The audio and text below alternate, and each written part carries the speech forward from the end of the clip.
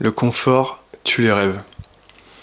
Alors cette vidéo elle est inspirée par la vidéo précédente où je parle d'impermanence dans la vie. Donc si vous l'avez pas vue, allez la voir. Et j'ai pensé justement à ce concept du confort qui tue les rêves. Et donc là je pars en total impro. J'ai aucune idée de ce que je vais raconter. J'espère que vous allez me suivre jusqu'au bout. Ce que je veux dire par là, que le confort tue les rêves, c'est que le confort nous empêche concrètement de réaliser nos rêves et d'aller plus loin dans les choses. Prenons un exemple simple pour les pratiquants de musculation. Je pense que vous savez tous qu'il faut donner de l'intensité sur chaque exercice, sur chaque série, sur chaque répétition. Et que justement, rester trop souvent dans le confort, ça nous fait baisser notre intensité. Peut-être que vous allez commencer à faire votre série, vous allez commencer à sentir un peu de fatigue ou juste commencer à manquer de force et vous dire vas-y, j'arrête ma série ici. Alors que tout le monde sait que, même vous le savez, au moment de faire la série, que il faut la finir, il faut aller quasiment jusqu'à l'échec et donner tout ce qu'on a, quoi. Et ça c'est parce qu'on est trop habitué au confort. Faut rentrer dans faut se mettre dans des situations inconfortables et où on est obligé d'être la meilleure version de soi-même, en fait. On dit souvent dans la sphère développement perso de sortir de sa zone de confort, et c'est réel. Sortez de votre zone de confort, quelque chose qui vous fait peur, allez dedans. Bon, évidemment, soyez pas cons, je parle évidemment de trucs qui peuvent pas vous mettre en danger physique ou mental, mais allez dans pousser la peur à des endroits où elle n'a pas lieu d'être, en fait. Un autre aspect où le confort tue les rêves, c'est que c'est très facile de rester dans le confort, en fait. Tiens, j'ai des exemples très simples.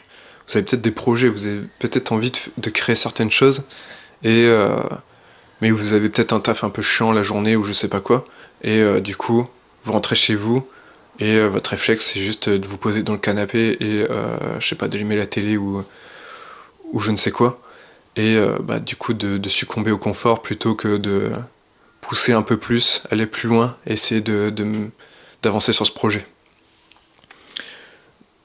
D'ailleurs, petite note sur ça, mais dites-vous bien que ne serait-ce que 20 minutes par jour, ça fait une différence énorme. Je vais pas parler de ça maintenant, ça se trouve j'enchaînais avec une autre vidéo, mais les habitudes sont extrêmement importantes. Donc juste le faire 20 minutes tous les soirs, ça va peut-être vous faire pousser à 30 minutes, puis après 1 heure tous les soirs. Peut-être que ce sera dans la vidéo suivante, on verra. Mais en tout cas, dans ce que je voulais dire là, sur ce qui est du confort, ne succombez pas au confort. Certes, faut se détendre, faut pas rester sous pression toute la journée. Et là, je sais que c'est compliqué, mais pour moi la solution ce serait juste d'enlever la source de pression et donc juste quitter votre taf si c'est un taf de merde, quoi. Et ça j'en parle dans la vidéo précédente. Mais si vous avez besoin de vous détendre dans la journée, en fin de journée, c'est que y a des choses à changer dans la journée même. Et vous prenez le problème à l'envers, en fait. D'autres aspects où le confort tue les rêves, c'est aussi au niveau de la santé et de l'alimentation. C'est plus simple et plus confortable d'aller faire ses courses au supermarché que de devoir aller faire le tour des producteurs, le tour des marchés pour trouver tous les produits dont vous avez besoin. Ça aussi, ce sera un sujet d'une autre vidéo, mais en plus de ça, vous soutenez les bonnes personnes à faire ça. Mais voilà, faites gaffe à votre alimentation, et généralement ça passe par le fait d'arrêter de manger des trucs de qualité merdique qu'on achète au supermarché. Il y a aussi une part de confort dans la peur de faire les choses. Généralement on sait qu'on a envie de faire certaines choses, et juste on a peur de les faire, et c'est clairement par confort. C'est plus confortable de ne pas faire la chose et de ne pas être jugé pour avoir tenté de faire cette chose et de savoir qu'on va pas réussir du premier coup du moins, que justement de tenter et peut-être se ridiculiser. Arrêter d'être confortable socialement aussi. Tenter des trucs et si ça passe pas, c'est pas bien grave, on va peut-être rigoler de vous quelques temps, mais en soi on s'en fout. Bon, je pense que c'est tout pour cette vidéo.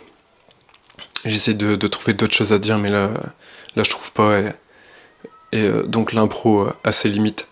Peut-être que je referai une vidéo sur ce sujet plus tard avec plus de réflexion. En tout cas, j'espère qu'elle vous a quand même plu, qu'elle vous a quand même un peu aidé.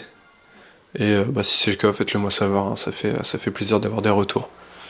Et moi je vous dis dans la prochaine vidéo que je vais tourner tout de suite.